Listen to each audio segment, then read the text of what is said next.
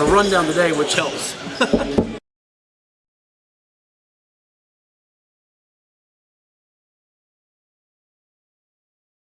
Not near the TVU. We're not.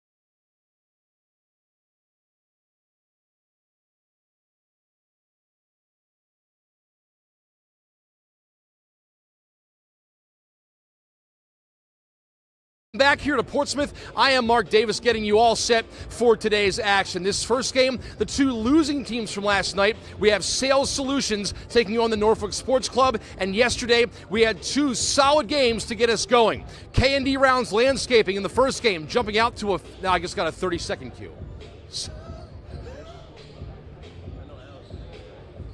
Sorry, Tori. Oh, never mind, 30 left. K&D Rounds Landscaping jumping out to a big lead, but then coming back was Sales Solutions. K&D Rounds winning there in the last couple seconds.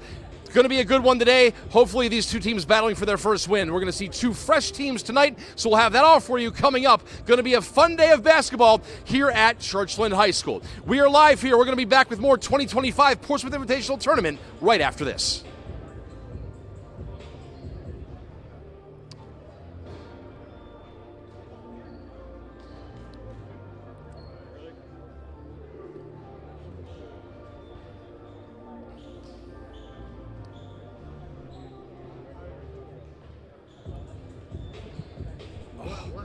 No, that was my fault. Oh, okay. So you heard him saying something? Yeah. Take it down.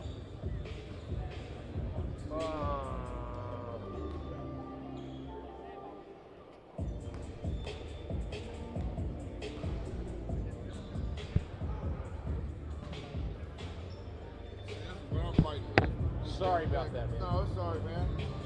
I'm just fighting with this dang on microphone, trying to listen at the same time.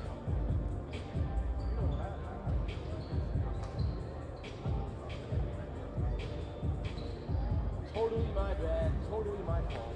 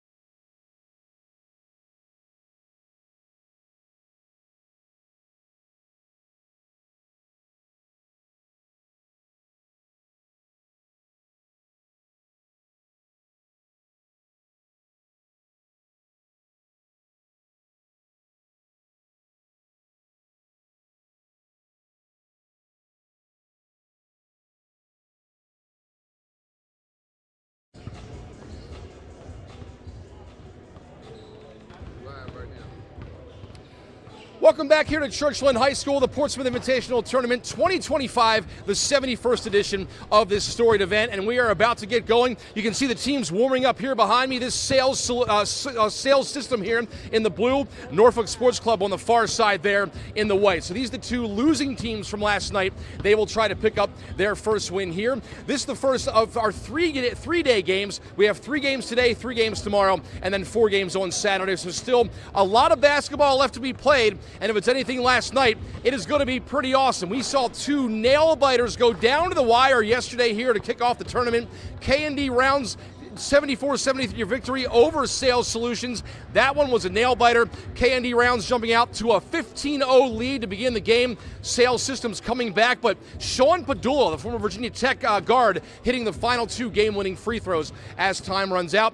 Let's take a look at some of the action from yesterday. As mentioned, 2 games tipping off the tournament last night and 2 games that would go down to the wire. 32 of the 64 players getting their first chances to showcase those skills in front of more than 250 NBA scouts and another 100 plus from overseas clubs.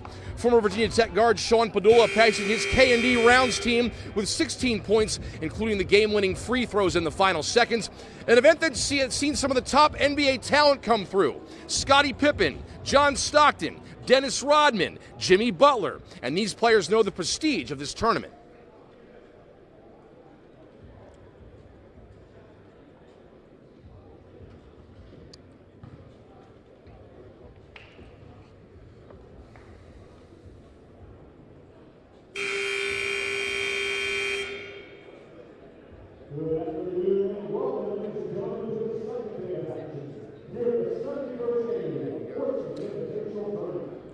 This is the 71st edition of the PIT. It would tip off back in This is the 71st edition of the PIT. Would tip off back in 1953, and the only pre-NBA draft event run entirely by volunteers. So we are back here now. They are introducing the 2 teams here behind me on the court. Sales Systems right here, falling in a nail-biter yesterday. Norfolk Sports Club on the other end. And now I want to point your attention to down here. This is what the players see as they're playing.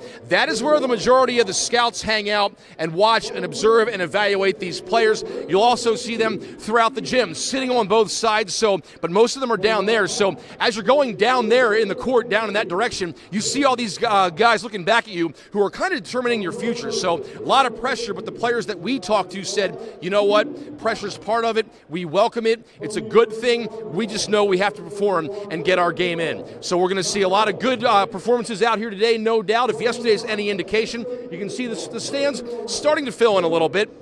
Not totally full, but should be a little bit more full come tonight's games. We're going to see some familiar faces as part of these tonight. VCU's Joe Bamasil will be here. 2 former UVA players, Caden Shedrick and Igor Milicic. They will be here. We're going to see Terrence Edwards Jr., a former JMU player who wrapped up at Louisville. So we are going to see some players that we know here from Virginia. We've seen come through here, play at ODU, play up at Richmond at VCU, and play here in the Commonwealth, and then ventured elsewhere as well. So a lot of good basketball left. Again, 3:15 this first game, moments away from tipping off. Game 2 at 7 p.m., Game 3 at 9 p.m. tonight. Hope you'll stay with us the entire way here on WGNT. We're going to have you from tip-off to the end of the night and the final buzzer. I'm Mark Davis. We're going to be back with more right after this.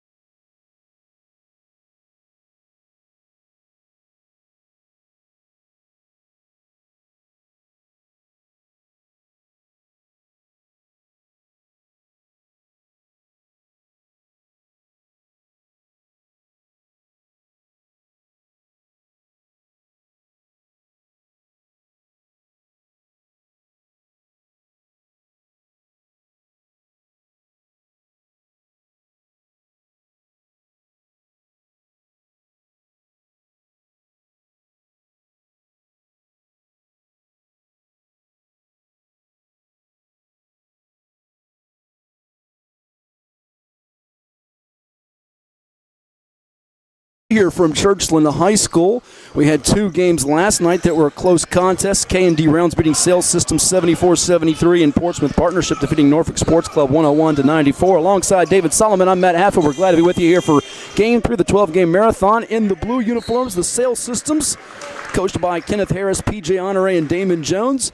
And then you have in the uniforms that are white with the red trim, Norfolk Sports Club, coached by Webb Hatch, Jim Corrigan, and Mikkel Gladness. David, good to be with you again here on this Thursday as we've got the marathon. Continuing to hear from the PIT. Matt, it's going to be, I think, a really important game for all these participants because both teams came so close last night, fought back, but could not hold what was really ended up being a two great games. A bounce-back effort for each team trying to establish itself here with a win in this event. First basketball scored by number 11 in the blue, Kobe Sanders. He hits another jumper here. He's got two off the bat. The Nevada guard, 6'8" from San Diego, California. We'll give you the starting lineups for each team here. As operating with the basketball right now is number 2 in white, Davon Smith from St. John's, part of the Big East Tournament and regular season champions, led by Coach Rick Pitino. Joining Bates in the backcourt, I should say Smith in the backcourt, is Tamar Bates of Missouri, the 6'5" guard wearing number 10, who led the country in free throw percentage this year. Also a guard, number 12, Cam Carter, 6'3" from LSU.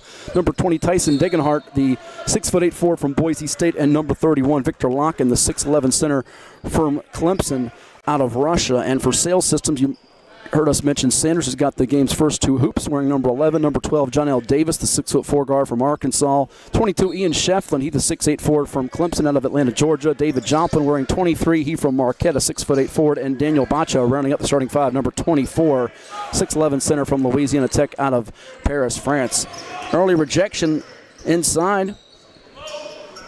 And now a 4-point deficit for Norfolk Sports Club with Locken trying to attack against Bacho, and there will be a whistle here with a minute and change gone by. A lot of individual plays so far in the opening 2 minutes.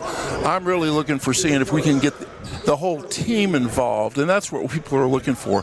Can you participate in the full, complete team effort?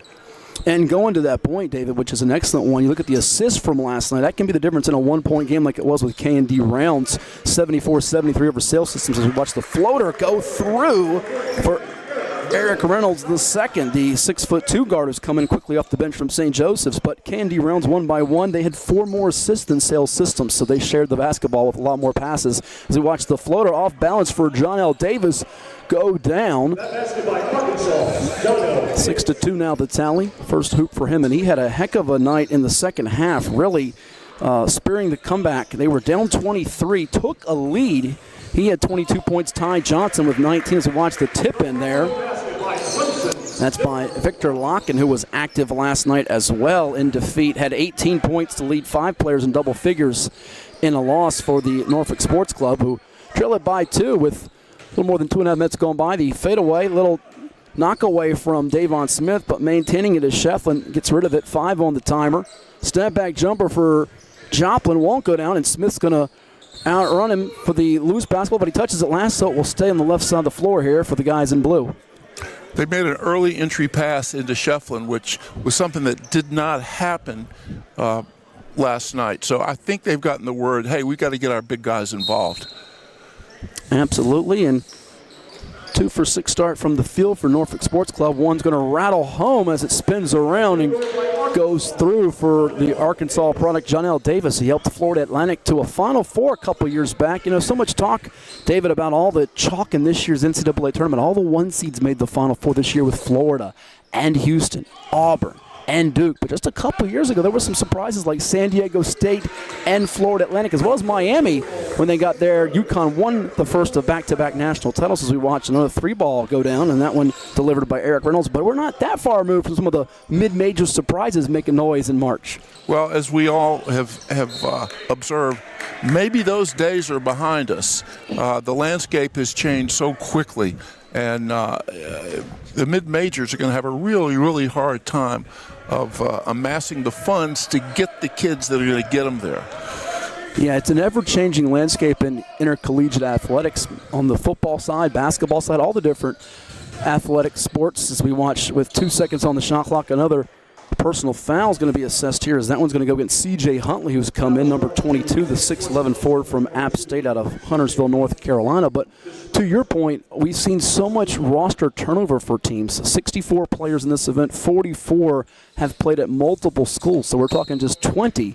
That is less than a third of the field have stayed at their respective college program for 3, 4, 5 years, whatever amount of years it is. So it's more the norm now that players will go from program to program, perhaps looking to see if the grass is indeed greener. Not always is, but that's what they're looking for in often cases, is it'll be a turnover back to the group in red and white, the Norfolk Sports Club, trailing it by a point right now.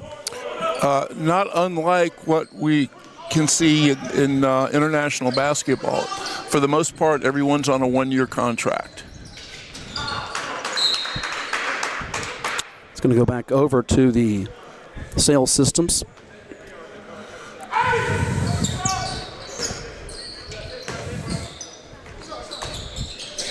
Using the dribble here between the legs, David Joplin.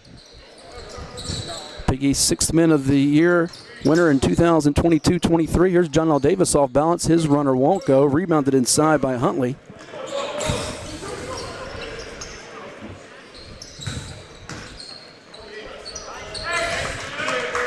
And another basket that is good. And that time it's Jamal Telfort, the 6'7" forward from Butler out of Montreal, Quebec. Averaged at least 11.8 points per game in all 5 of his seasons, highlighted by the 16 points per game this past campaign at Butler.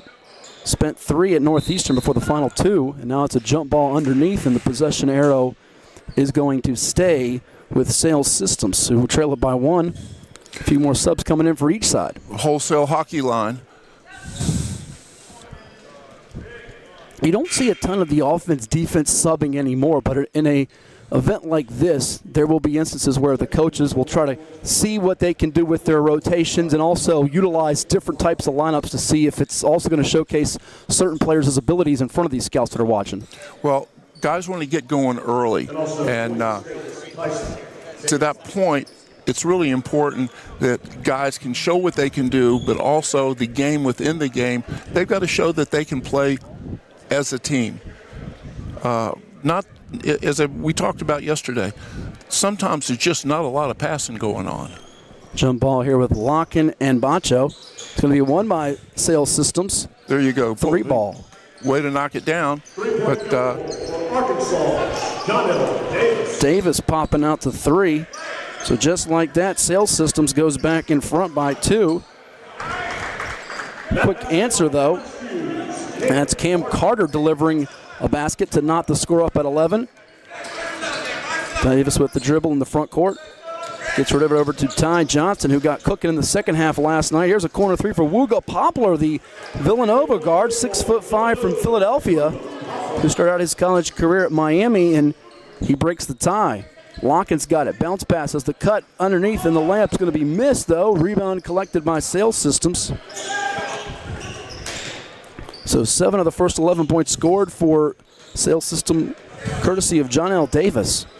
We brought it up on last night's telecast. He is not bashful about shooting the basketball. Here it is, attack move for Johnson, kicking out with 6 on the shot clock. He gets it back. They swing it. Poplar trying to attack, fall away as the horn sounds, won't go, and Locken gets the rebound. Attacking. Wow, good take to the basket, just didn't drop. Tamar Bates almost got that one to go. Here's the deep one for Davis. Quick trigger off the mark, and Locken gets the board. We'll see if Bates goes right back to the rack here after getting downhill in a hurry.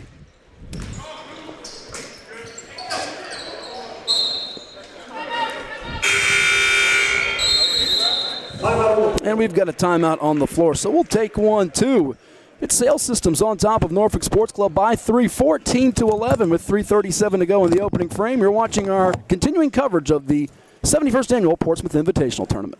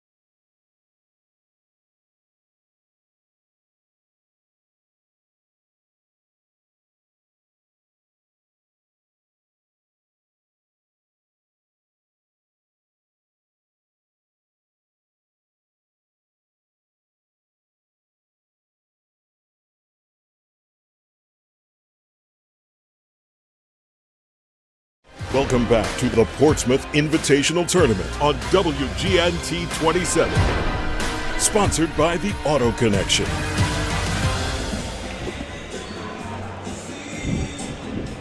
Grazie. Thank you, sir. We welcome you back to our continuing coverage of the 71st Annual Portsmouth Invitational Basketball Tournament. 64 of the top college basketball seniors from around the country being showcased in front of hundreds of pro scouts, general managers, and agents displaying their skills. Alongside David Solomon, I'm Matt Hatfoot, and we're glad you are tuned in here to our coverage, available on WGNT TV all across Hampton Roads and through the great folks at Prep Spin. And David, so far 14-11 the count in favor of Sales Systems. We've got some of the numbers in front of us. 7 points for John L. Davis, 5 for Eric Reynolds. Both teams shooting right around the 40 to 46% mark, and an early filling out process. But the thing that jumps out at me is 3 early blocks for Norfolk Sports Club. So at least the defensive effort seems to be there here about 7 minutes through.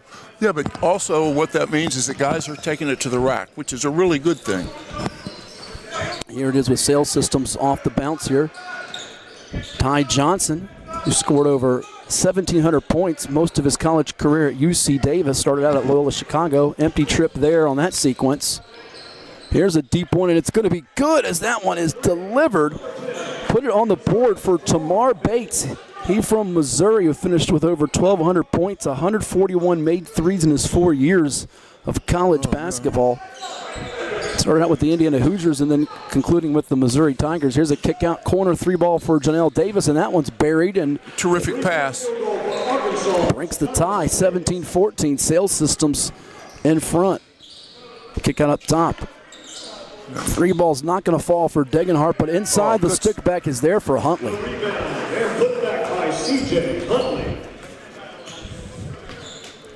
Huntley, 88 starts in 5 seasons at Appalachian State. 764 rebounds in his career. Here's Davis stuck down low, but he'll just wiggle through, miss it, and there's the stick back that is good for Jawan Roberts, who did not score last night. Amazingly, David, you wouldn't think of Jawan Roberts, who's been such a force, part of that national runner-up team for the Houston Cougars, who won the Big 12 this year, regular season and tournament title, would go a game like this without scoring, but he did that last night. He's now bucked that trend here today. That 3-ball off the mark, and Davis has got it on the move. He's going to get rid of it. You know, he was so much a part of the success of that team, and they couldn't have gotten where they did without him. So it was almost an anomaly. This guy can play, and he can make somebody a very, very special player. Went from AAC Most Improved Player in 2023 to third-team All-Big 12 in 2024, and then first-team All Big 12. So you go from improvement to more progress, and then he was one of the best in the country this past season. At the free throw line now for Sales Systems. Their first trip there on the day is Wooga Poplar. He was part of a Final Four team, but as a sub in 2023 for Jim Larinaga's Miami Hurricanes, as we watch David Joplin return to play. He will spell Ian Shefflin. A little less than 2 minutes to go in our first quarter. 4-point lead here for Sales Systems.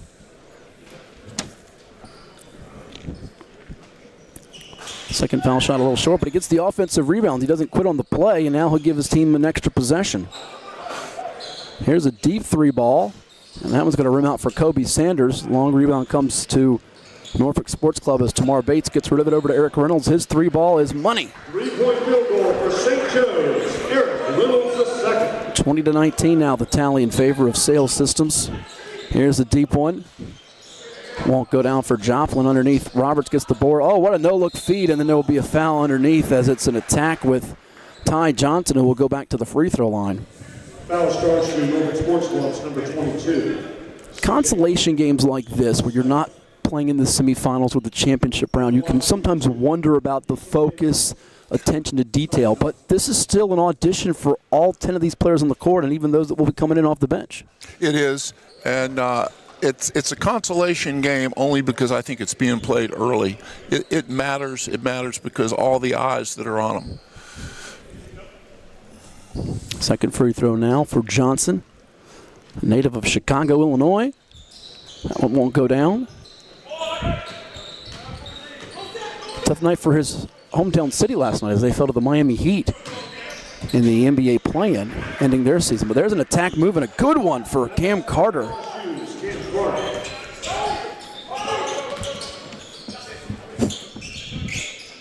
Joplin gets it back to Johnson. Trying to back down against Bates. His fall away will rim out. Look at the skying ability of Jawan Roberts there to get that board and draw the contact with a foul. And that's what he does so well.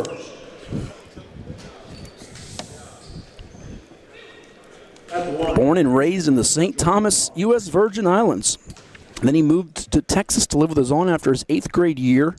149 wins at the University of Houston. You know, winners like that, David, we'll see one later on today who won 2 national championships, and Samson Johnson from Connecticut, who ends up as the winningest player in Connecticut history with the Mike Duman squad that will be in action coming up at 9 o'clock tonight against Janet King.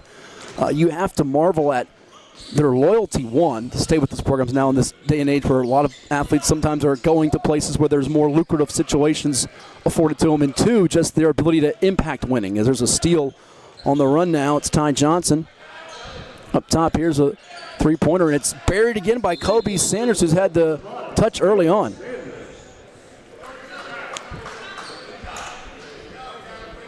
Seven points now for Sanders.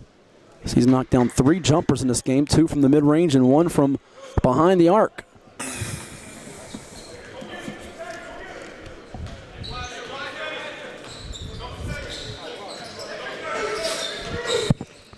Carter with the basketball, gets it up to Eric Reynolds, who misfires on that one. Trickles back out to Reynolds.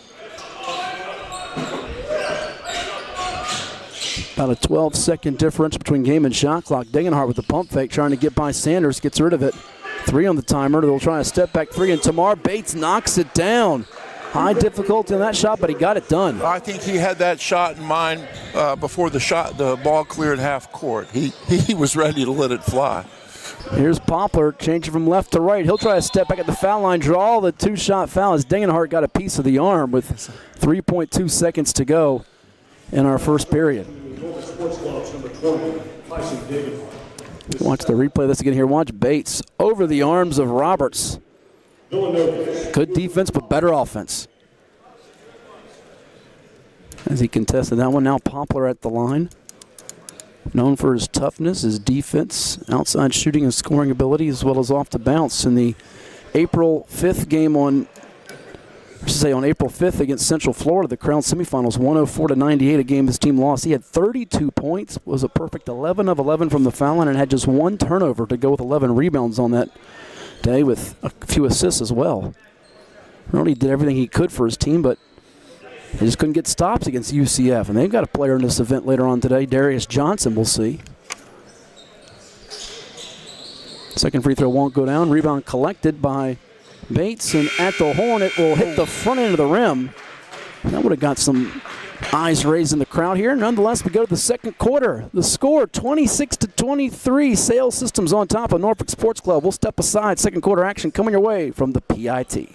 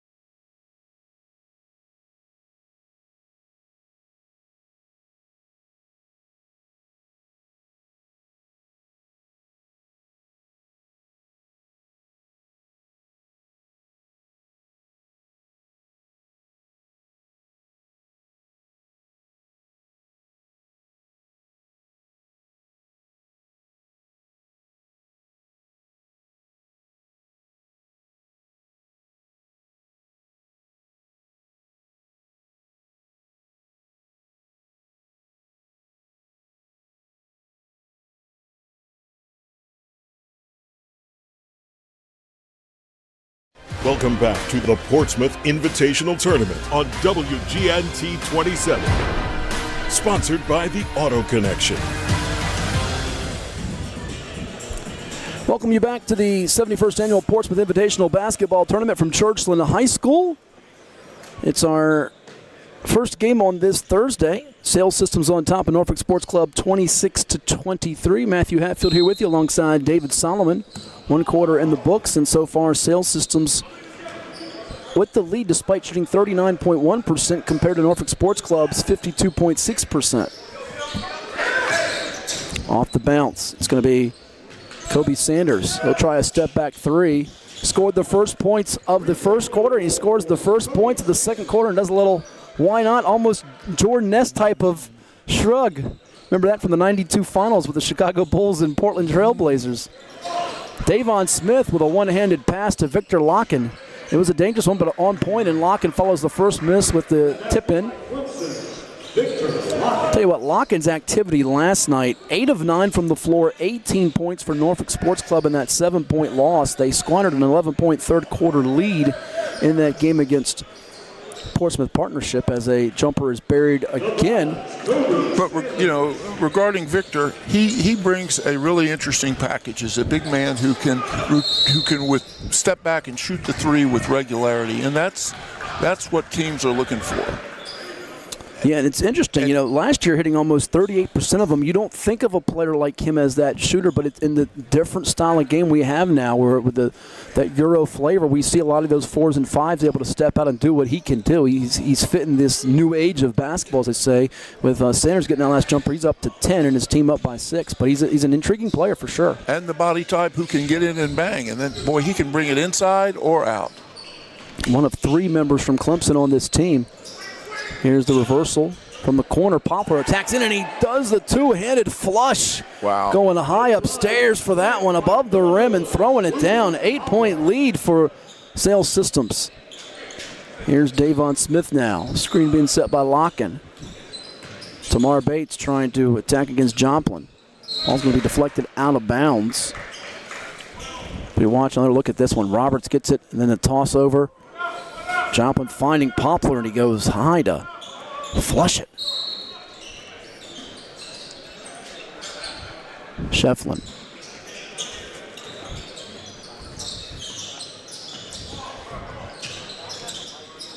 Underneath the head fake move, and there's going to be a foul as they're going to catch that personal on Jawan Roberts. Good job by Telford. And though his foul shooting dipped from 84.6% to 77.1% this past year, his field goal percentage rose at Butler from 43.5% to 47.1%, as did his three-point game, as he's trying to continue to sharpen up all of his aspects to impress those that are observing him, and a smattering of folks behind the hoop watching him. First foul shot is good.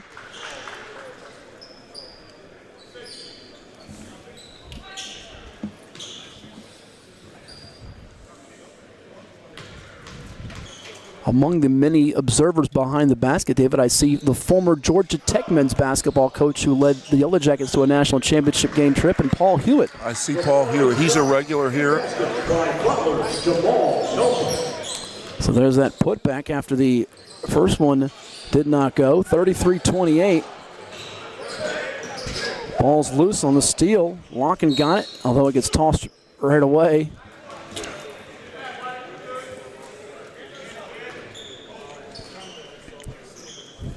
Joplin set to inbound it.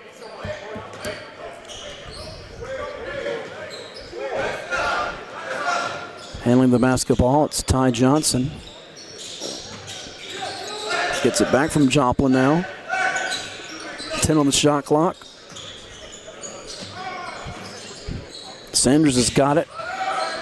He'll try a step back three, and that one doesn't graze any iron. Here's Cam Carter on the move. Carter attacks the left hand off the glass, and good with the deuce. Cam Carter starting to pick up his scoring pace. He's up to 6 now of the 30 for Norfolk Sports Club.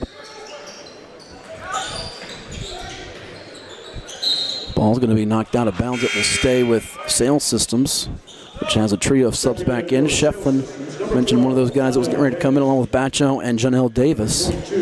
Johnson will take a seat, as will Roberts and Joplin. You know, one thing, Matt, I think guys have settled down. I don't care what situation you're in.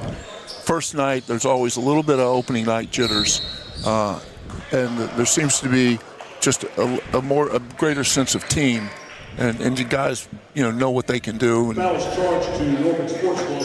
Well, and new teammates. It's not like it's the first game of a season or a tournament with players that you've been playing with before, and there's that familiarity factor. Well, they're all ballers, so they know how they played at a consistently high level. Otherwise, they wouldn't be here. But I think they're relaxed. They've gotten that first night under their belt. At the line for another shot, Arkansas. Davis unable to knock the first free throw down.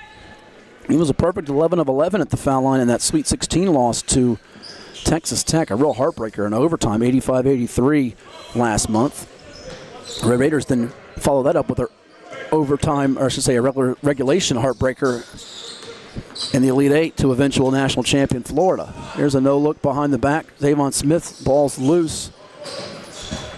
Janelle Davis has got it in the corner to Poplar. Pump fake, getting the defender to fly by, and he rises up, can't get the jumper to go. Rebounded by Locken. 4-point gap now, 34-30. Sales Systems in the lead.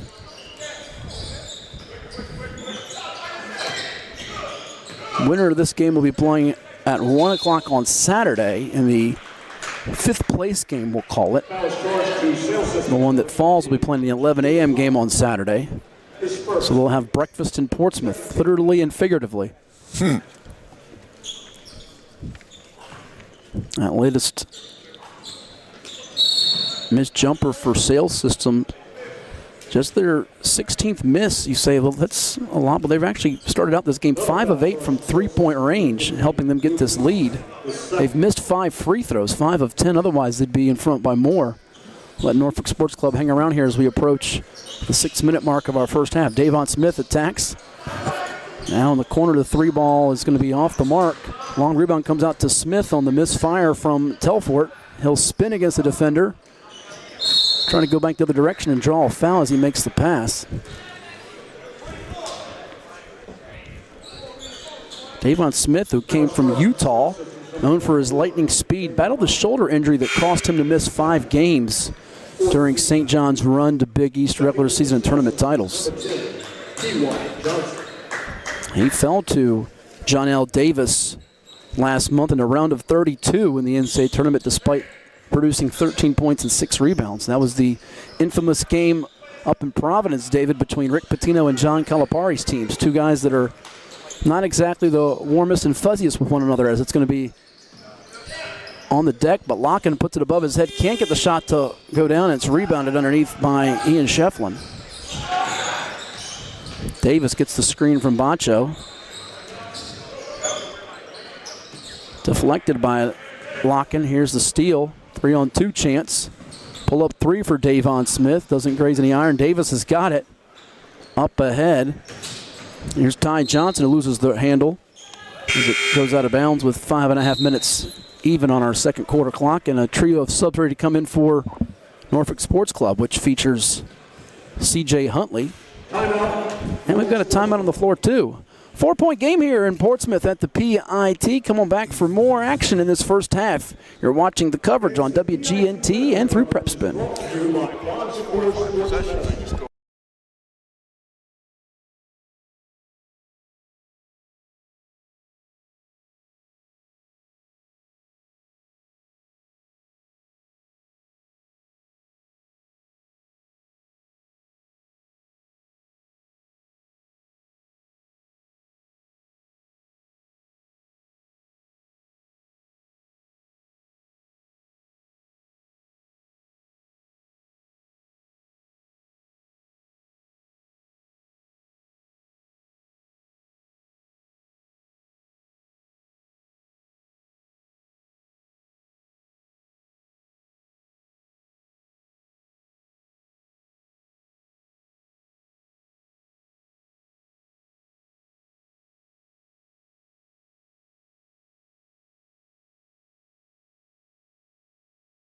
You got the stats. Oh, coming back. Here. Welcome back to the Portsmouth Invitational Tournament on WGNT 27. Sponsored by the Auto Connection.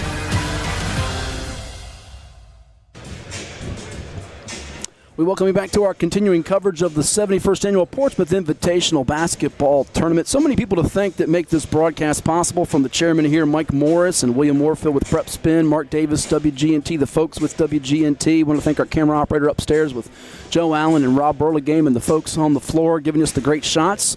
Matt Hatfield here with you on the call alongside David Solomon. Also have to thank the people across the way like Cliff Sale, who does a tremendous job with this event, and Jim Heath, our statistician guru extraordinaire, who gives us the live numbers at our fingertips. David, it makes us sound like we know what we're talking about half the time.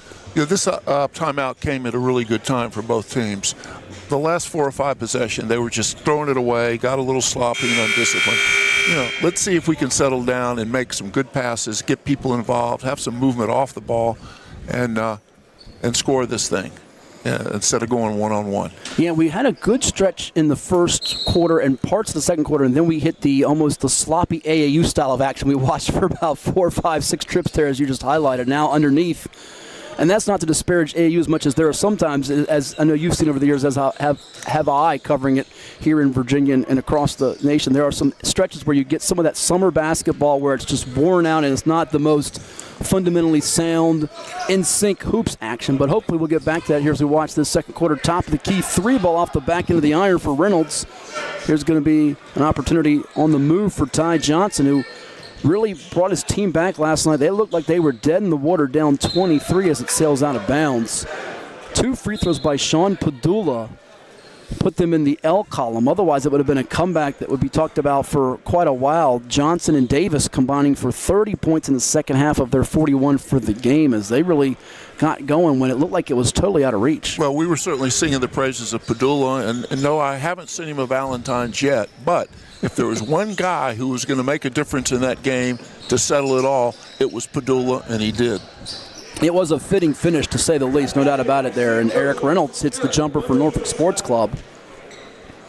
I really have to commend Davis and Johnson not to quit, because both had some choppy moments in that first half, as did their entire team. Here's Davis with the basketball now. Pump fake, almost put it on the floor to get it travel. He'll try a bounce pass instead with 11 on the shot clock, and it'll be a whistle here with it now being a 2-point margin. That personal going to go against Tamar Bates. Bates really popped last night athletically in that second game, David. He showed some flashes of brilliance, and a player that's been described as an elite finisher, 54% on twos just a couple seasons ago, and he's got that length and athletic ability to cause issues on the wing. Anybody who can shoot in that range is going to be effective, and I'm sure there's some teams out here at every level, both internationally, and he's going to get some looks. He's definitely going to get some looks. He can shoot it. 36 points back on January 10th against the Florida Gators, who went on to win the national championship. There's Victor Locken showing that stretchability again with the top of the key 3 ball, and he gives Norfolk Sports Club the lead at 35-34. They led briefly at 9-8, and now they've got a brief lead here again. We say brief because coming right back with the 3 ball. His teammate. In the eye and pocket, the Clemson one's teammate, as you just said there, David, Ian Shefflin. We watched it last night with Chase Hunter going up against one of his teammates, and now it's Shefflin and Locken going opposite each other here in this one, but he wanted to get the lead right back for his team. So we got some Clemson Tigers fans that are a little torn for this one. Who do you root for? You root for Shefflin, you root for Locken if you're watching this game? Yeah, if you're a Clemson guy, you're rooting for both of them. Both of them, there you go. I imagine that's the sentiment for Brad Brownell for his guys. Underneath, the basket and one. Counted as that one is scored off the window for Daniel Bacho. He spent his first 2 seasons at Texas Tech before finishing up the last 2 at Louisiana Tech. 1,211 points, 705 rebounds, and 183 career blocks as he gets that one to go. Count it plus the foul. Line to try to complete the 3-point play. And block it.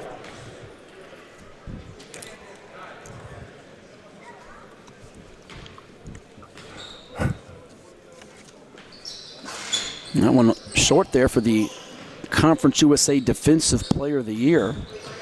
4-point gap. Hesitation dribble. Reynolds down a little Locken. That one's going to roll out. Look at the offensive rebound and the stick-to-itiveness by Huntley. Great stick back. App State, C.J. Huntley. Huntley making it happen. 39-37 is the count. Here's Janelle Davis. His three ball spins out. Dingenhart's got it. He'll go all the way to the basket. It's blocked from behind as Baco knocks it away. He ranked second in the nation in field goal percentage, and he also can swat shots, being that Conference USA Defensive Player of the Year. And we've got another timeout here. We're getting closer to halftime here. 2:55 to go in the second quarter. 39-37. Sales Systems on top as you watch this block from behind by the La Tech Bulldog.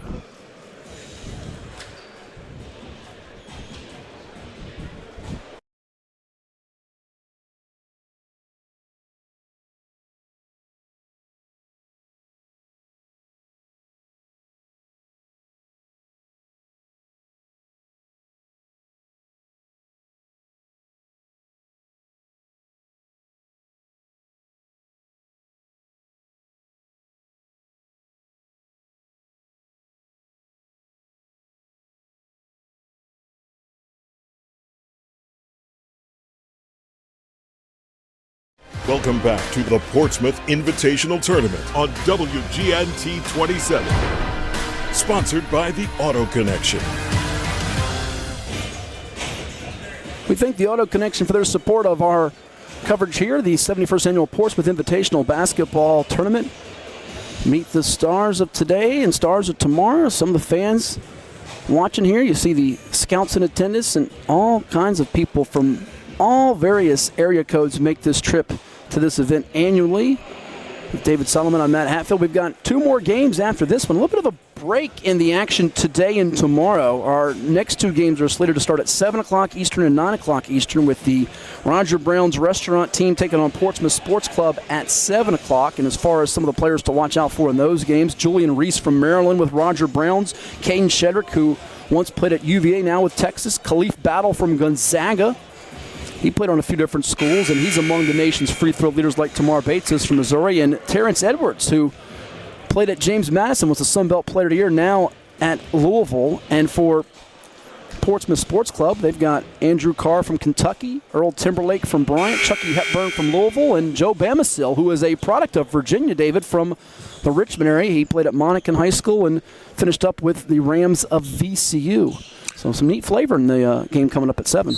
Almost 3 minutes left in the half, and regardless of what level you're at, high school, college, or pro, coming out of that timeout, they're saying, hey, you know what, we need to make a run here. We need to get stops, and this is really consequential as how we're going to walk into halftime. Are you a believer, so many people are, that there's momentum in sports, that you can have that 12-5 burst, or you score 14, 16 unanswered points to end a quarter, or it can bleed into the start of a quarter? Do you believe that that still exists in today's sporting events? Absolutely.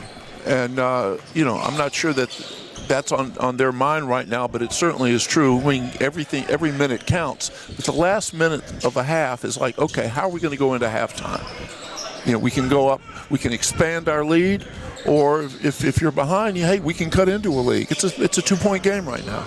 Ball is stolen by Tamar Bates. Up ahead, the one-handed throwdown for C.J. Huntley, who delivers it in, and then we're knotted up again, 39 apiece.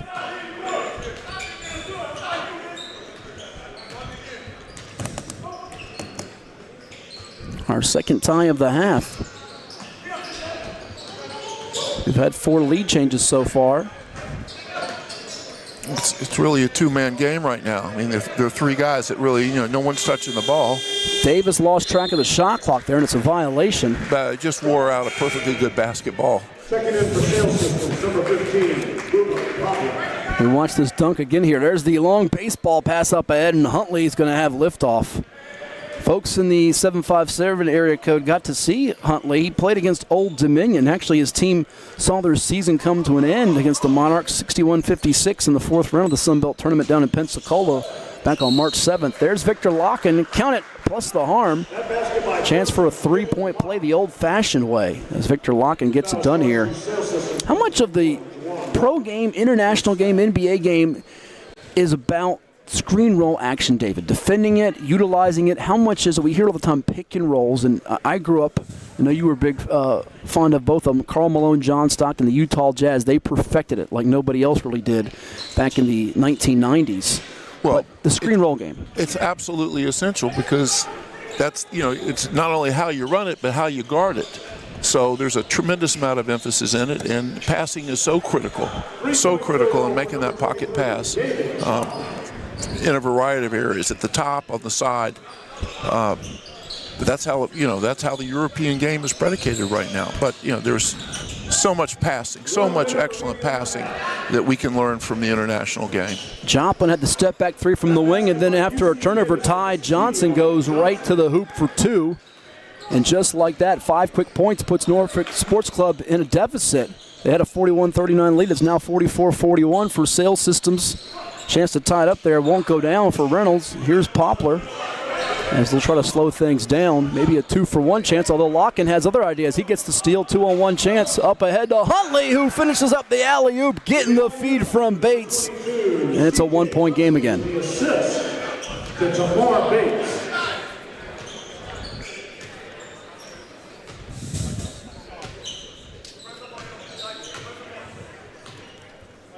About an 8-second differential game and shot clock. Joplin gets it over to Davis. Davis puts the turbo button on, and he gets knocked around between two defenders in Degenhart and Locken. We'll see which one gets the foul call. Looks like it's going to go against Degenhart. Here's that alley-oop again here. What a gorgeous feed and finish. Tyson Degenhart, his third. That's Degenhart's third personal foul. We spoke about it last night on our broadcast. A finance major with a 3.92 cumulative GPA, the only Mountain West player to garner the distinction of academic All-American, also the all-time leading scorer at Boise. There are some questions still to be answered about his game, David, but his game could be more suited to the wing for the pros, yet he's got a lot of ability and got the smarts too, as the free throw was good on that one for Davis. I think he does. He is certainly a guy who's capable of scoring, and let's see how we're going to finish this. Oh my gosh, 2 seconds. We've got to put this thing up quickly. And Davis got a piece of that three-pointer that was released by Reynolds. And we go to halftime with Sales Systems on top, 46-43 on the Norfolk Sports Club. Damon Jones, the former NBA guard, liking it as he claps it up for his team. They'll go to the locker room to discuss things, and we'll take a timeout. We've got more coming your way, including interviews, plus second-half action. Stay tuned to our coverage of the PIT. And last year, they paid out over 100.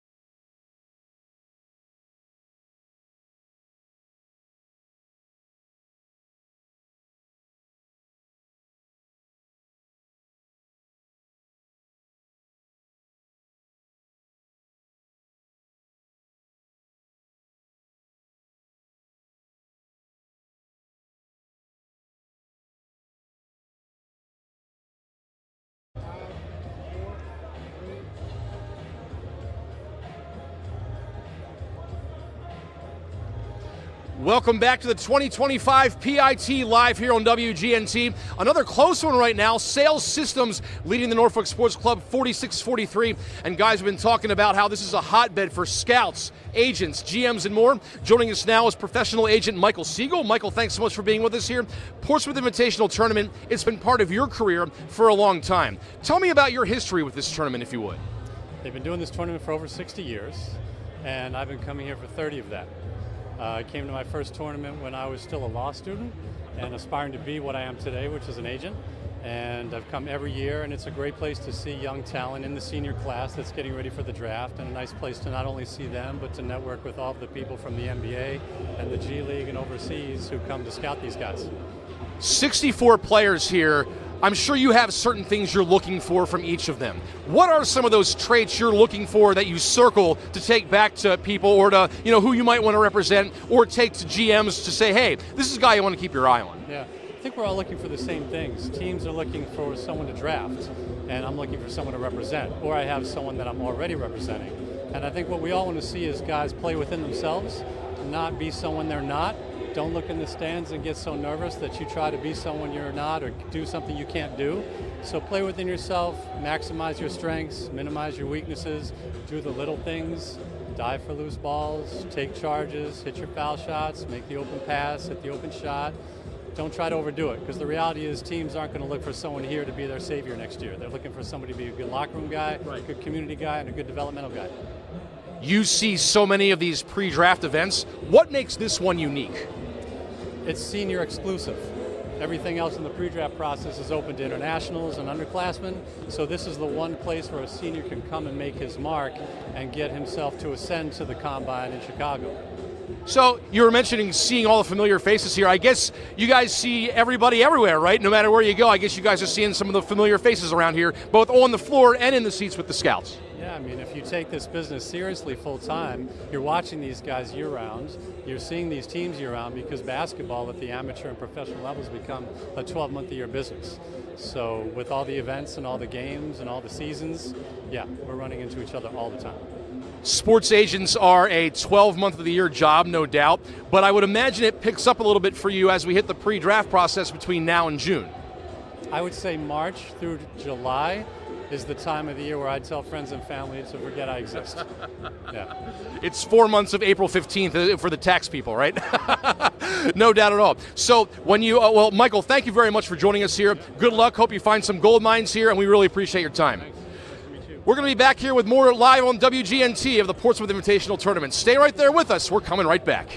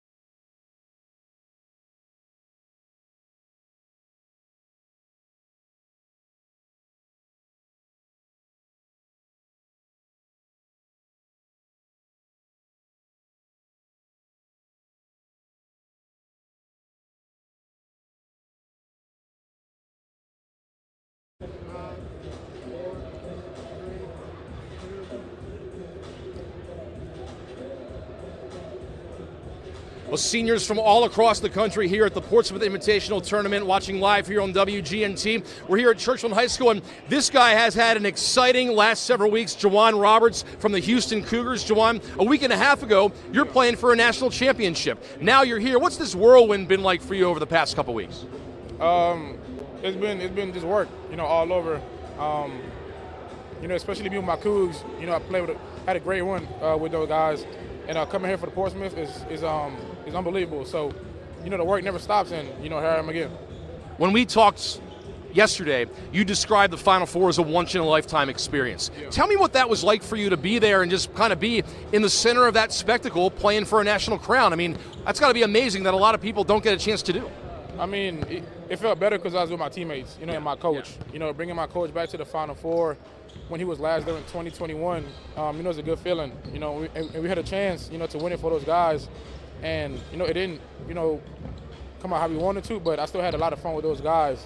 And, I was just glad to be a part of it with them.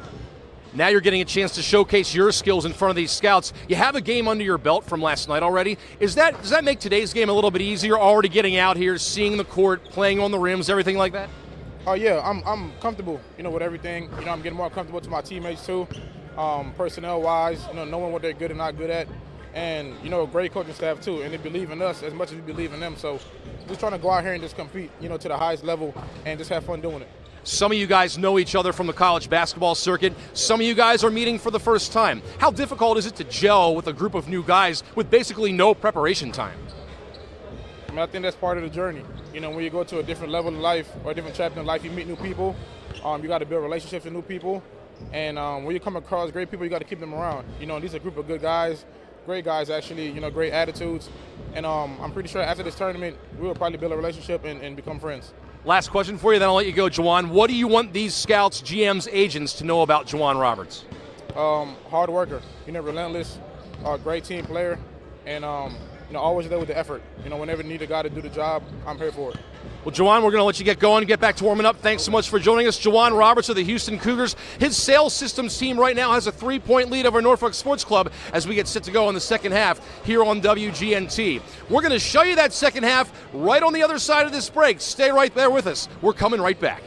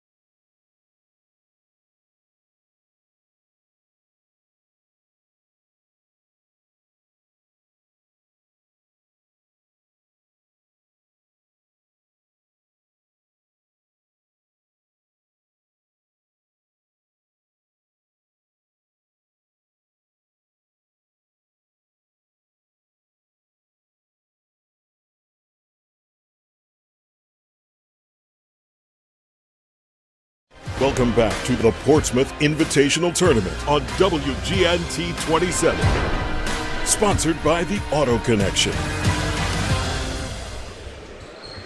Third quarter action about to get underway here at the 71st Annual Portsmouth Invitational Basketball Tournament at Churchland High School. Alongside David Solomon, Matt Hatfield here with you as it's Sales Systems on top of Norfolk Sports Club 46-43. Couple of halftime numbers of note. Leading scores for Sales Systems, Jonell Davis of Arkansas with 13 points. Kobe Sanders from Nevada with 12. And from Norfolk Sports Club, Eric Reynolds II's got 10 points with 3 assists. Leading rebounder in this game is Victor Locken from Clemson with Norfolk Sports Club. He's got 7 boards to go with his 9 points as the first 3-point shot for the Norfolk Sports Club is off the mark. They get the offensive rebound and the feed right back to C.J. Huntley, who scores it for 2. We got a couple more games later on tonight, David, that will feature Roger Browns against Portsmouth Sports Club. You highlighted some of the players to watch out for in that game. And then Mike Duman Incorporated against Jenny King. Mike Duman with Samson Johnson, who we talked about from UConn, as well as Jamin Brakefield of Ole Miss. Darius Johnson from Central Florida. And how about Texas A&M's Wade Taylor IV, one of the few players you'll find in an event like this that's been named not once, not twice, but a 3-time first-team all-conference performer in the SEC. Pretty high praise for him as he helped then-coach Buzz Williams and company advance in the NCAA tournament this past March. This is a great event to bring the family to. It sounds like a cliche, but right here in Portsmouth, if you're watching this locally, come on out. Games at 7 and 9. Great place to be. Affordable ticket. Bring the kids. And like we mentioned last night for some of the audience that are just watching us, be it through WGNT locally and also through Prep Spin all over the globe, as Jonell Davis hits the pull-up jumper. It's very accessible for kids to go up to an athlete in between games or, different sessions and get an autograph, take a picture. It's something that a youngster can hold on to as a keepsake for years and years. I don't think there's an event anywhere comparable to exactly what you're saying. People are so accessible, and that's the way it's always been. And that's another aspect that makes this event really unique. Jenny King with some SEC flavor on its roster tonight with the likes of Igor Milicic of Tennessee and Chris Youngblood from Alabama. Stephen Ashworth from Creighton, a big factor, and a name that a lot of people aren't that familiar with, as that basket was good. Count it plus the foul for Davis, so it was a chance for three-point opportunity here. But how about this name here, David? Not a lot of folks know this one from Yale. Yeah, Yale. Bez Mbang. He's a 6'4" guard from Potomac, Maryland. Helped the Bulldogs make back-to-back NCAA tournament trips. I bring that up because they beat Auburn last year, lost to Wade Taylor IV and Texas A&M this year. The free throw is good by Davis to complete the three-point play. But how about this? Led the nation this season with 3 triple-doubles. 3. Yale had a terrific year, won the Ivy again, and I'm glad he's getting the recognition to be here. And a couple of Ivy League guys in this event, as John Poulakidis from Yale also will be playing for Mike Duman Auto Sales, and they'll be in action against Janet King. So a couple of Yale Bulldogs will be going head-to-head like we were watching right now with Victor Locken from Clemson for Norfolk Sports Club and Ian Shefflin from Clemson for Sales Systems. It is Sales Systems up by 6 with 7:39 to go in our third quarter. Right now, if we're looking at a guy who is playing the way we thought he would and bringing the skill set that we had discussed, it's Victor. Victor, I think, is the guy who his game will translate into any level. It's going to be a jump ball now between Davis and 14 in white and red. That is Reynolds. His numbers actually dipped from the past 2 seasons in terms of scoring for the Hawks.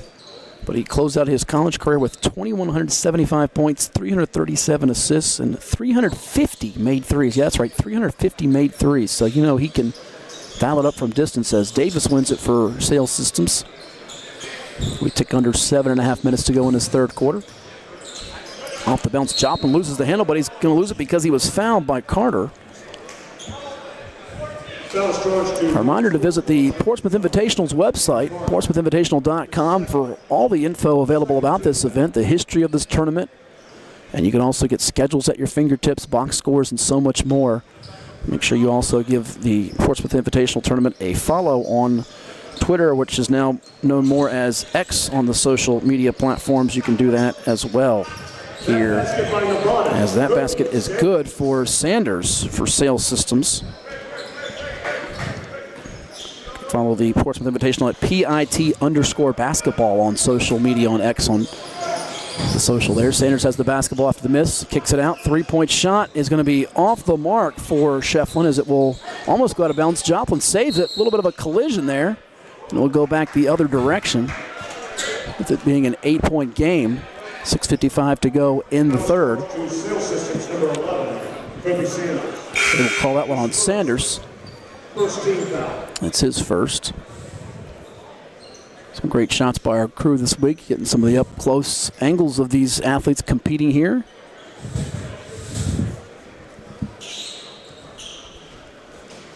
And we gotta get the floor wiped out by one of the youngsters here. Getting himself some camera time too, David. It's his chance to shine. He was not as enthusiastic as I thought he would be, though. He's probably waiting for the break so he can get some food, hit the hospitality room. Reynolds has the basketball now. Cam Carter between the legs of the dribble, hesitation move, switches from right to left. And then he just loses this. Jawan Roberts played some really good defense there and bottled up Carter on that attack move. Matt, I just think we're seeing a little bit of too much one-on-one basketball. This is not the way the game was meant to be played. As Davis tries the pull-up jumper, it's short. It's going to be pulled up by Carter. Up ahead to Bates. And then underneath, count it, plus the foul. 3-point chance now for Telford. How difficult is that for folks to observe it, David? Certainly the college game has its ebbs and flows. Even the pro game, NBA game, when you put on a game on a Tuesday night or a given Thursday, Friday, whatever night it is, there's some ebbs and flows, and it gets more intense, more intriguing when you get to the playoffs. But now with all the player movement and how the game is constantly changing, there are some bad habits that get picked up, and sometimes it can be shown in some tough stretches. Well, there are teams that are talented, and there are teams that the coach has their attention and they play it a certain way, and those are the teams that are going to be in the semifinals. Okay, everybody else is all the also-rans really have created a situation in basketball where it's not a good look, and the game has diminished. So personally, I'm looking forward to May and June for when we get down to crunch time in the playoffs. But a lot of people are going through the motions. Backing down here for Norfolk Sports Club, and it's Telford who's going to draw the foul. Well, certainly we're seeing a lot of rule changes in various levels of basketball, be it high school, college, professional. We've seen it even here on a more localized statewide front here in some of the high school rules and NFHS rules, and then you see it in college basketball. There's been some discussions that have taken place as we watch a couple of free throws get ready to be attempted by Telford, the Montreal, Quebec native, who played at Butler the last 2 seasons for the Norfolk Sports Club, trailing it by 5. He's going to be short on this first one. But the women's game, professionally and in college basketball, the NBA, they go with a quarter method. The men's college basketball game is the only game that has 2 halves of 20 minutes. That could be changing in the years to come potentially. And you just wonder why it takes as long as it has for that change to be made. Because, as you say, college basketball is the only game that's played with halves right now. I think everybody's having that conversation. And I think there's advocates out there. I know Jay Billis has been outspoken about it from ESPN, the former Duke player and assistant coach. He's been outspoken about it also affects the foul count situation. When you get to, you get in a half of an NCAA tournament game and a team gets in that bonus early with 17 fouls, 1-and-1 or 10, that's a big deal as opposed to quarters when it resets in a third or fourth quarter as opposed to a second half of a key game. And you know what? The media timeouts, the 4-minute timeouts that occur in the college game are hugely disruptive for the flow of the game. If you're playing 10 minutes quarters, you have a 5-minute media timeout, and the game has much better flow. Telford with that latest hoop makes it 53-51. He's up to 11 points now for the Norfolk Sports Club. Sales system's going a little dry here as they've missed their last 4 from the field. Trying to maintain this lead. Here's a deep one that's not going to graze any iron for Shefflin. And sometimes you watch when you get to these, we talked about the consolation games come on Thursday, Friday, or Saturday if you're playing for 7th place or 5th place. You're playing your second game in as many days, your third game in 4 days. You can run into some tired legs in the second half of these games, and some players with the conditioning, if you don't stay sharp when your college season ends, it can expose you to a degree. There's a nice dump off from Victor Locke, and I tell you what, he can expose the opposition as he makes the dish underneath to Telford. He's helped himself so far here 2 days in at the PIT. Well, I hear what you're saying, but every one of these guys is trying to position themselves for an invitation to the Chicago Combine, and if they're not getting there, they're hoping to get an invitation to a workout during this at an NBA facility. So if they're not in shape, they're doing themselves a huge disservice. And watch this contact and the roll for Kobe Sanders, who will score it, and we've got a free throw. We come back after the break. 4 minutes and 30 seconds on the clock in the third quarter. Sales Systems 55, Norfolk Sports Club 53. You're watching the 71st Annual PIT.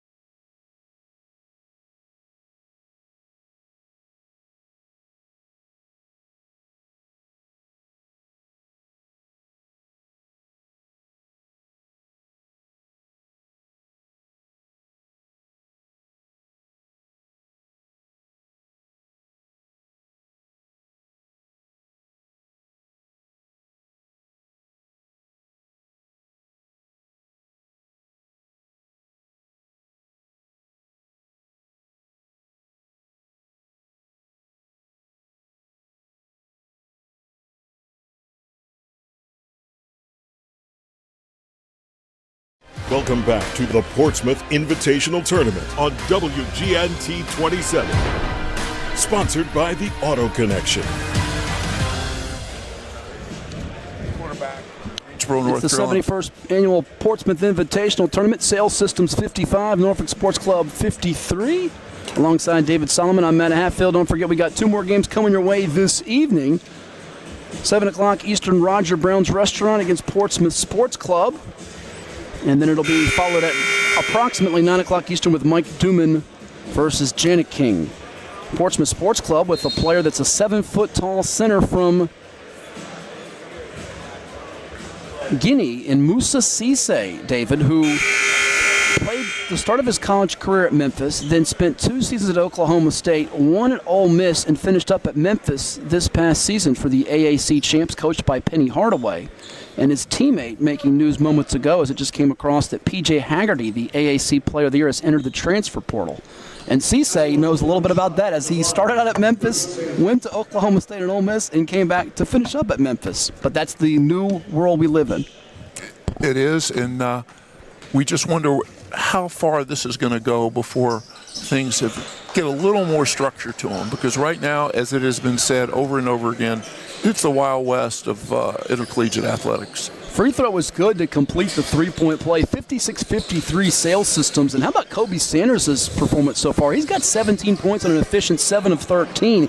He started the game off well and almost in a different type of way, David. It hasn't been quite the intense possession-by-possession that we saw in last night's game from Sean Padula. But he's had an impact that's been similar in the sense of he's really producing and doing it with good efficiency numbers. And here he is with a corner 3 ball in rhythm, and he knocks it down. He's starting to impress. It really is. He's having a great tournament.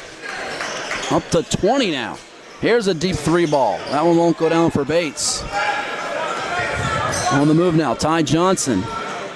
Getting downhill, his runner won't go. Up ahead, Locken's going to try to save it, and he saves it, unfortunately, to Wooga Poplar, though. He's all right, though. Thankfully did not collide with our camera guy behind the hoop. Here's the top of the key 3 from Shefflin. He's going to carry him out to Johnson, who throws it down low to Shefflin, who works hard underneath. And how about that? He misses the shot, but doesn't quit on the play. Now we've got a quick timeout called by Norfolk Sports Club. So that Shefflin shot was emblematic of what he does so well. Shefflin making his presence felt in this ball game, but right now it's been the Kobe Sanders show for Sales Systems, and we'll step aside here. You're watching PIT coverage from Churchland High School.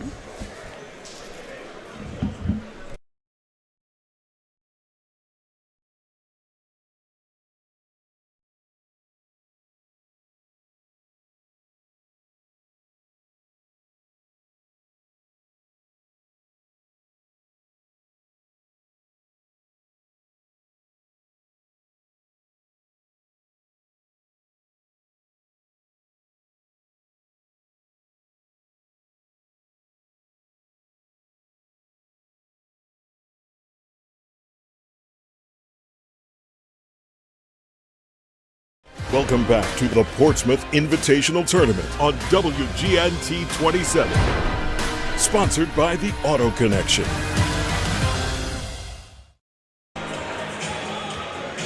Laptops out galore for some of the execs, pro scouts, GMs, and evaluators taking in the action from the 71st Annual Portsmouth Invitational Basketball Tournament. I see Dave Tellup out there. Dave got his start doing things with Scout.com, now with the San Antonio Spurs. You see the folks on press row, including Jack Ankerson, Cliff Sale, Mike Morris, the chairman here.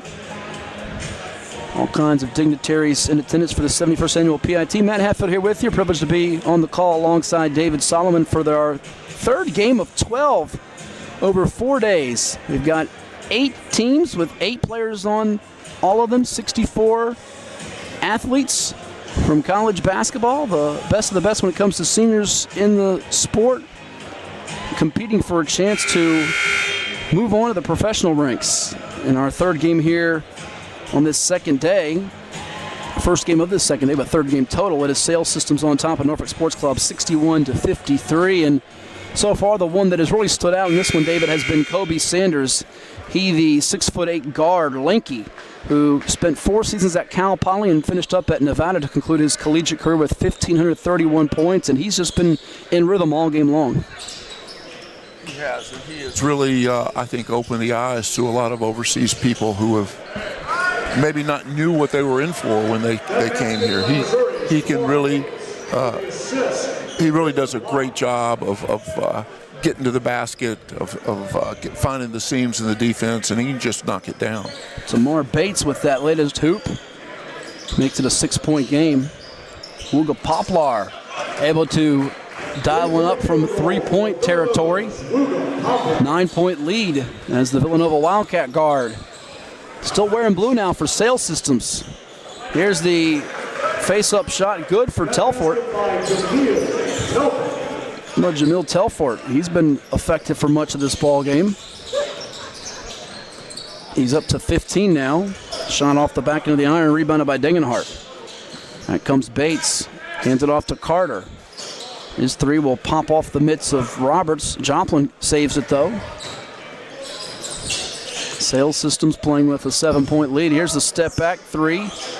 And it is money for Poplar, so 2 in a row from way downtown. As Wooga's starting to get going, he's up to 13 now, as he's knocked down, I believe, all 3 of his triples. Well, there's, one thing about this event, if you're tuning in for the first time or you've been a regular viewer, is that one's off the mark for Bates. A lot of players will have that green light. Some have it on the fluorescent green style, though. Well, I haven't seen a yellow light or anything but a green light. But yeah. And if the red light goes up, it means you're coming off the floor into the bench. As Poplar's able to go, look at this move here. Watch it again here, David. He goes between the legs, goes down the lane, and then contorts the body to go off the window with the kiss. So Poplar's got 8 in a row now for Sales Systems as he's starting to take over this third quarter. A lot of talent out there on this playground. Very true. He was at first buried on that Miami team with Isaiah Wong and Jordan Miller. Jordan Miller, who hails from Loudoun Valley High School in the Northern Virginia part of our Commonwealth, and a team that had Norshad O'Meara that made the Final Four. He was not a mainstay, and then he ends up going to Villanova to close out his college career.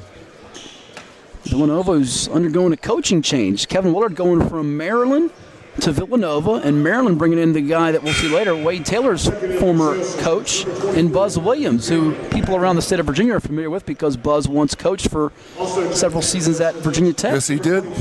And I think he's excited. I think he thinks he can be very successful in the Big Ten.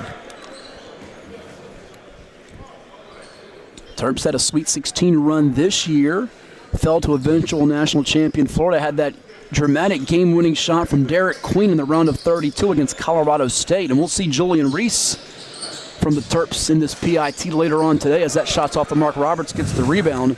Julian Reese playing in this event for, I'll tell you here in a second as I go through my sheets.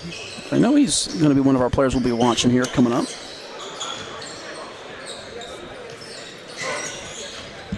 Roger Brown's Restaurant. He'll be in action coming up at 7 o'clock tonight. Tamar Bates has got it, and he throws it down with the left hand. The dunk from the Kansas City, Kansas product makes it a 10-point game.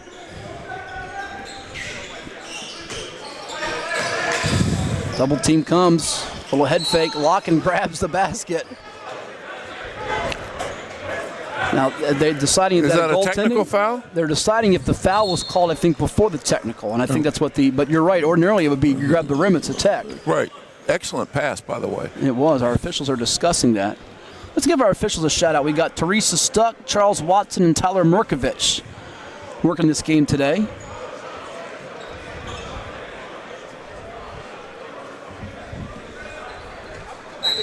I think we're a little heated discussion down there.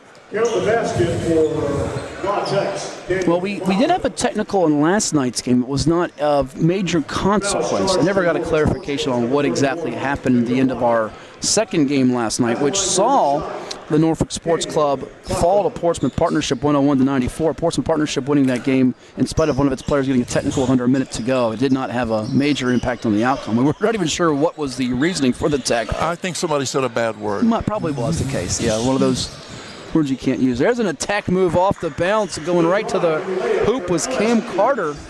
And this could very well be, well, there's still about a second or two different between game and shot clock. It'll be the, you would think, last shot for Sales Systems as our third quarter's winding down.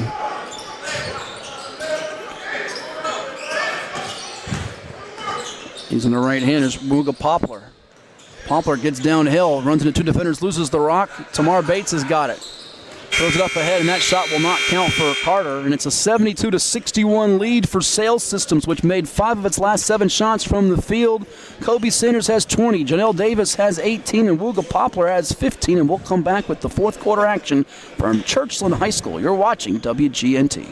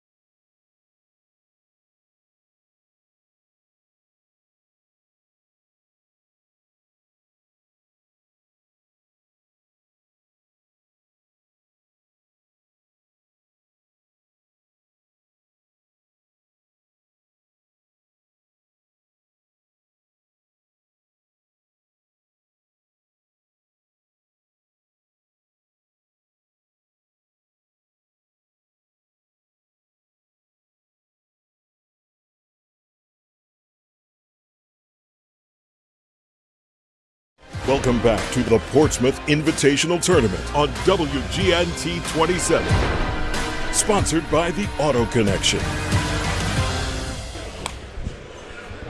Wherever you are tuning in, be it WGNT locally around the Hampton Roads area, in the Tidewater Market, or through Prep Spin, we thank you for doing so. It's the fourth quarter of our third game out of 12 here, taking place at the 71st Annual Portsmouth Invitational Basketball Tournament.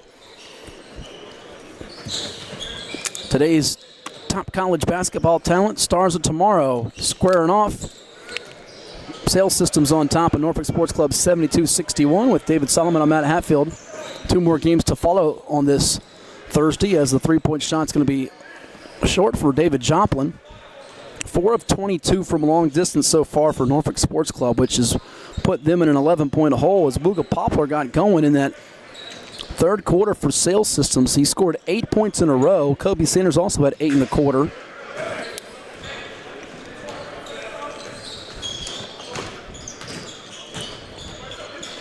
Turning back from right to left, it is Joplin whose shot is on target and money. Joplin, who averaged 14.2 points, 5.4 rebounds per game at Marquette, able to give his team a 13-point lead. Ball's loose.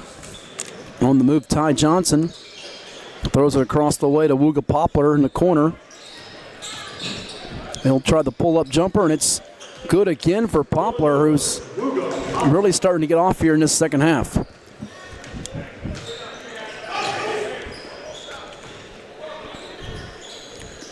Degenhardt's got it. Tries to drive it on Roberts. Ball's moved.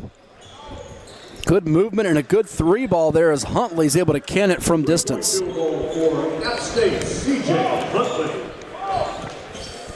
lot of Sunbelt flavor in this event here, David. Certainly we'll see Obina and Achille Killen from Marshall, who led the country in blocks per game. C.J. Huntley from App State. We mentioned Terrence Edwards once played in the Sun Belt, was the player of the year at James Madison before moving on to Louisville in the ACC. And, of course, Old Dominion, all of what, maybe 10, 15, 20 minutes down the road here in Norfolk it is, one of the Sun Belt members, which made that transition from Conference USA a couple of years back to the Sun Belt. And, you know, the days of, you remember it when it was the CA rivalries, when you had VCU and George Mason, William & Mary, Old Dominion, James Madison. It's different with conference realignment, and we see it on a bigger scale with some of these schools in the Big Ten. You mentioned Maryland, but you got West Coast schools like Washington and Southern Cal, and Stanford and Cal now in the ACC. As an alley-oop is finished by Huntley to prompt the timeout by Damon Jones and Sales Systems. And we'll get your thoughts on that when we come back, because we have another timeout to take here. 7:39 to play, 10-point gap here as we watch the replay. Getting up above the rim, looking like a young David Solomon in his heyday. It does. Boy, it just brought back a nightmare I just had. We'll come back and relive those right here. You're watching the PIT.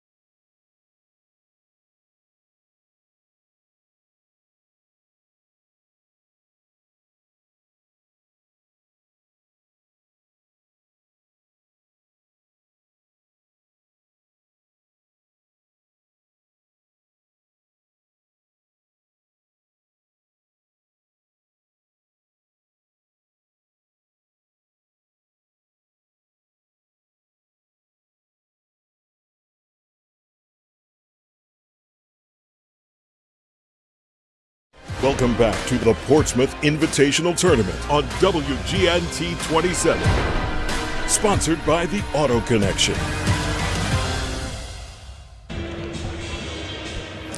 76-56 is our count. You see one of our officials, Teresa Stuck. Sales Systems on top of Norfolk Sports Club, 76-66. As we were discussing before the break, David, all the different conference realignment happening in college basketball. Maryland used to be in the ACC. We'll see Julian Reese later on tonight with Roger Brown's Restaurant taking on Portsmouth Sports Club in our 7 o'clock Eastern matchup. They're now a member of the Big Ten, and we mentioned about the changes for schools in the Commonwealth, like an Old Dominion that once was in the CAA and Conference USA, now in the Sun Belt. James Madison was once in the CAA as a rival. They're in the Sun Belt, and it's a different. We've mentioned the Wild Wild West that intercollegiate athletics has become with name, image, and likeness, and the portal and things of that nature. And keeping up with the conference changes, you almost need like a little bingo card, don't you? Well, you do. You need a program to just figure out where each school is playing now.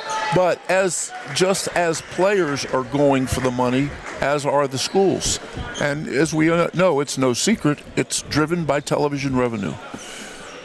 For sure. And that SEC tournament this past year, some were saying it was like as big a deal as the NCAA tournament because they sent so many teams to the Big Dance. And, of course, they had pretty much half the Sweet 16, and they had 2 representatives in the Final Four with Auburn and the eventual champion Gators from Florida. That shot missed, rebounded inside by Ty Johnson. Poplar keeps the pivot foot, doesn't drag it. Now he'll put it on the deck and diving for the steal. What hustle and effort there as Tamar Bates is able to get it, and then Locken can't finish inside. They hustle right back, though, with Poplar. Joplin trying to get separation. Can't do so against Degenhart. Roberts has got it in the mid-post area. Trying to back it down against Huntley from App State in the Sun Belt. He'll turn with the left hand. Can't get the finish inside, and it's rebounded by Tamar Bates. Rough day for Roberts scoring. Just has 3 points only. But you know what? He missed a shot down here, and he got himself all the way back on the other end of the court to block that shot. That's absolutely good. That's a really good thing. Joplin gets the hoop there. And really on this team, much like his Houston team, he doesn't have to score because they've had guys put the ball through the hole with guys such as Poplar, as well as the hoops from Sanders early in quarters and Jonell Davis, who can be instant offense, getting ready to check in at the scores table in a moment. Well, that was emblematic of a Houston team. Okay, they didn't score. They weren't known for their offensive explosiveness, but boy, did they defend. Huntley dunks it. Yes, they do. And your heart has to ache for Kelvin Sampson to be that close in a national championship game. They led for much of that game against the Gators, and I think they only trailed for about 1 minute and 3 seconds, and to come up short. You don't know if you'll ever get a chance again. He's obviously going to multiple Final Fours, but oh so close. We'll see if Milos Uzan returns to school or not, as he's put his name into the draft, but he can withdraw it and return if he'd like, and we'll see how that roster looks because right now the portal being open, substitutions on the floor, things can change from April the 17th and November the 17th in a major, major way. And they will. Cam Carter has the basketball. Of course, Sampson used to coach at both Oklahoma and Indiana before he landed in Houston's lap there. Put back for Victor Locken. Poplar goes off the bench, draws a foul, and he's talked about his experience in the NBA with NBA people and just the dialogue discussions helped make him a better coach. We're seeing that from some various coaches. We watched a few years back, Brad Stevens take Butler to a couple of Final Fours national championship games, and he ended up making that jump to the NBA, coaching, and then the front office. Well, there are some guys, and then there are many guys, let me be clear about that, who can coach at any level. And, Kelvin is the guy who has just tremendous rapport. He's very intense. He's demanding. There are certain non-negotiables if you're in Kelvin's program. But his guys respect him because he gives it everything he's got. Poplar hits a pair of free throws, increasing his totals today. Now up to 19 points.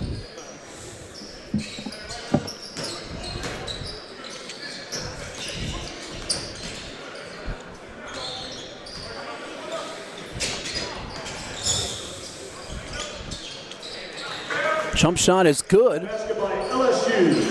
Cam Carter.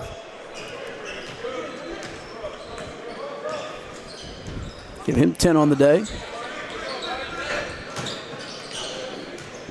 Sanders with a pull-up as he goes off the bounce. And I'll tell you what, he continues to sizzle out here. He really does. And he just does the simple stuff so well. He puts it one dribble, pull up. He gets the space that he wants, and he knocks them down. Speak on that a little bit, David, because we watched Locken back down here and shoot it over. Nice little Sanders. jump hook. You hear this phrase a lot from professional scouts and GMs and folks in basketball circles of no wasted motion and movement. It seems like he doesn't have a lot of wasted moves or plays in his game. Well, he knows where he wants to go. He knows, obviously, he's got a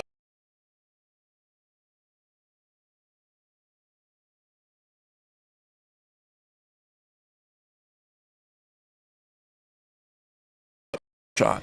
But boy, has he perfected it.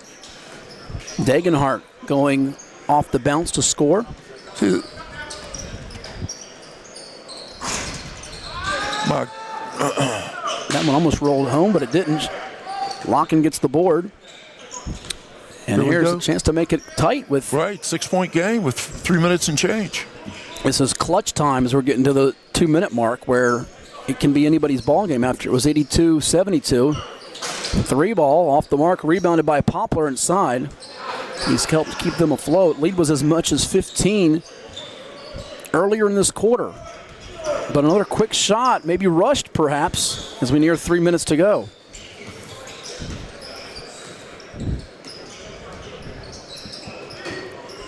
Huntley loses it. Sanders comes up with the steal. 22 points and counting for him. He's going to bounce it, though, this time to Shefflin. And how about just the smart play not to force something in traffic against a defender and dump it off to put his team up 8 as Shefflin finishes it off. Boy, it was a 6-point game. It could have gone the other way. Now it's an 8-point game. Shot selection is so critical. We'll take another timeout. You're watching continuing coverage of the 71st Annual PIT.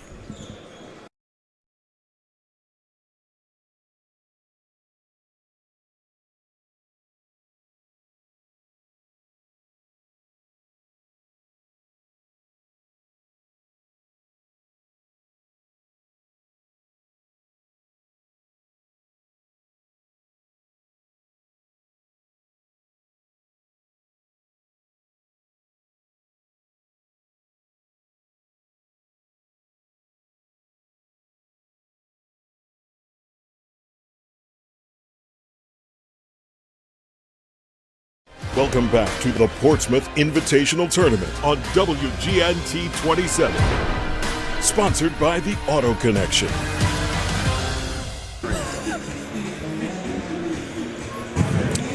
We welcome you back to the 71st Annual Portsmouth Invitational Tournament. Coach Damon Jones along with PJ Honore and Kenneth Harris sharing some smiles with their guys here. You do want to have some fun at this at the same time too, David. And Honore, neat story with him and Harris. They used to be coaches together here at Churchland High School before Honore, who was a heck of a player back in his day at Woodrow Wilson High School, now known as Manor in Portsmouth. Harris, who just led Green Run High School to its second state championship. He played at GW Danville and won a state championship there, but they have some connections there. You see some smiles from the fans. And you know what? That's a big thing, too, is you don't want to come out here and feel like it's all the time work and not be smiling, having a good time. Whether you're a fan, you're a participant, you're a coach, you're working these games, you want it to be enjoyable. Look, it's fun to compete, but there's no better fun than winning. And, you know, getting your guys to be on the same page, play as a team, just share the basketball, make the basketball move. It creates all kinds of space and it's shots, okay? And that's really what, in an all-star situation like that, that's what you want to impart on your guys. Even though they have 5 players in double figures with points, Norfolk Sports Club trails this one by 8. We'll see if they can have fun the last 2 minutes and change of our game. Difference here, winner plays at 1 o'clock Eastern on Saturday. Loser has to play at 11. Interesting matchup down there. 3-point shot won't go down for Reynolds, and Davis has it. Janelle Davis now will dribble it up the floor and try to burn some clock here with an 8-point advantage. He's being guarded by Cam Carter. They're familiar with each other from a couple of SEC meetings this year. Arkansas losing at LSU but winning at home against the Tigers. Top of the key, here's a 3-ball for Sanders. That one was a good shot, almost went down. But the offensive rebound from Roberts hustles it there. And now Sanders will pull it back here. 10 on the shot clock. They'll have to get into action here quickly. Here's Sanders against Degenhart. Looks to attack with the right hand. Stops mid-range. Money. He's been there all game along doing it. Okay. Can I cast my vote for the all-tournament team right now? He's definitely. I think he's going to get I think he's going to get an invite to Chicago potentially the way he's playing. No question about it. That was charged to Sales Systems number 12. 1:52 to go. Another foul committed, and we'll see a substitution with Huntley going off the court.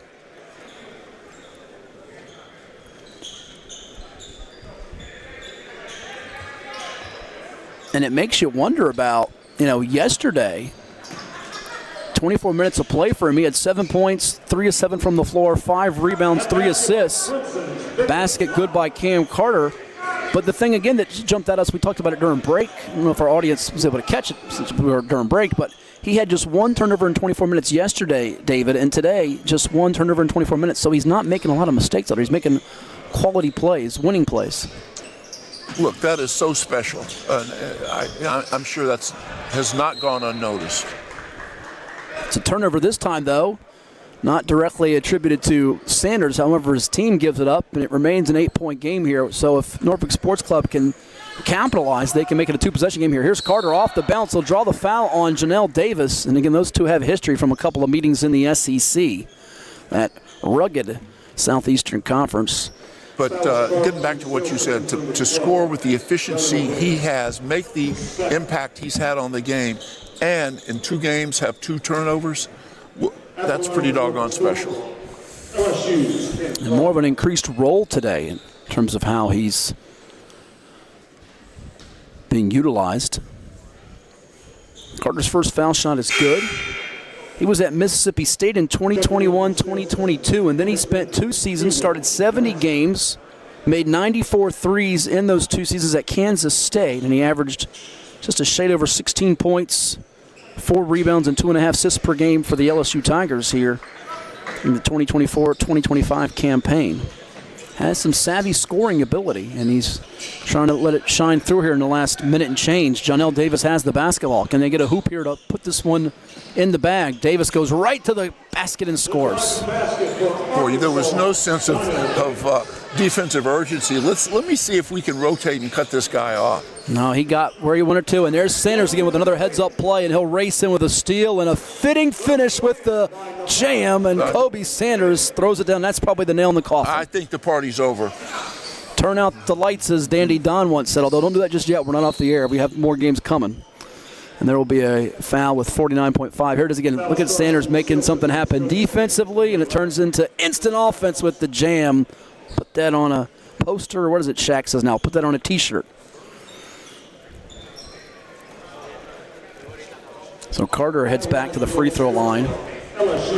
26 for Sanders, 20 for Davis today, as they've combined to go 18 of 33 from the field. Checking in for Sales Systems, number 15, Luga Poplar. Luga Poplar coming in for Sales Systems, as Ian Shefflin will head to the Pine. See that old school Churchland Trucker emblem on the back wall here, class of 1994, donating that.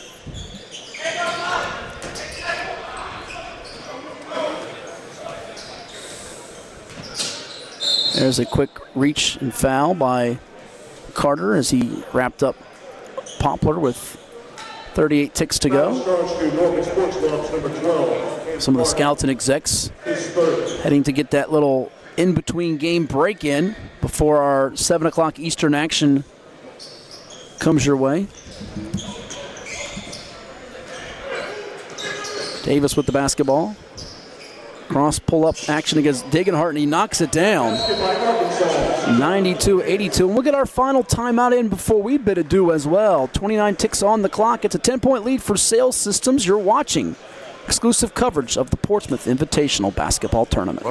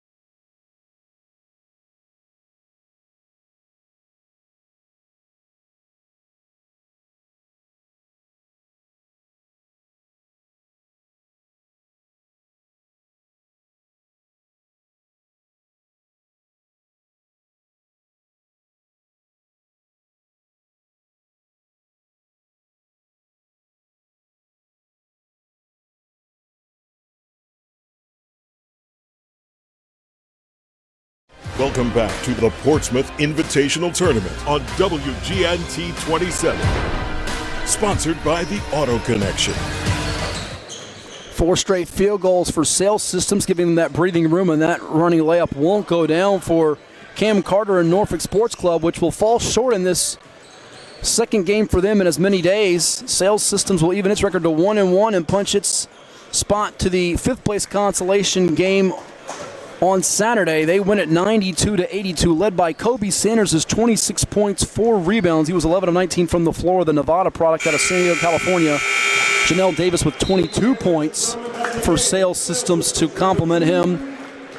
5 players in double figures, led by C.J. Huntley's 17 points. He from Appalachian State to go with 8 rebounds for Norfolk Sports Club, a double-double of 15 points, 12 rebounds to go with 5 assists for Victor Locken of Norfolk Sports Club. Always a pleasure. Good to do it with you, David, and we'll do it again sometime soon. Matt, thank you. Terrific job. For David Solomon, I'm Matt Hafford. We thank our entire team from William Warfield, Joe Allen, Mark Davis, and so many others. We sign off, and we'll talk to you later on this evening from Churchland High School for the 71st Annual Portsmouth Invitational Basketball Tournament. So long. After last night's game.